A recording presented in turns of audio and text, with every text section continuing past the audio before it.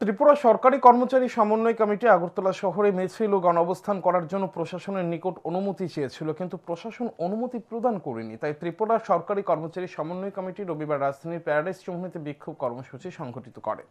এদিনের বিক্ষোভ কর্মসূচিতে উপস্থিত ছিলেন সংগঠনের সাধারণ সম্পাদিকা মহুয়া রায়। তিনি বিক্ষোভ কর্মসূচিতে বক্তব্য রাখতে গিয়ে বলেন, নভেম্বর মাসের শুরুতে 14 দফা দাবিতে আগরতলা শহরে মিছিল ও গণঅবস্থান সংগঠিত করার জন্য আরক্ষা প্রশাসনের নিকট অনুমতি চাওয়া হয়েছিল।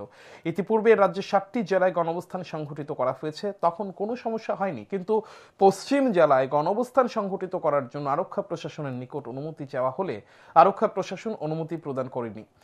1 নভেম্বর আরক্ষা প্রশাসনের নিকট চিঠি প্রদান করা হলে আরক্ষা প্রশাসন থেকে জানিয়ে দেওয়া হয়েছে 24 ঘন্টা আগে পর্যন্ত তারা কিছুই জানে না।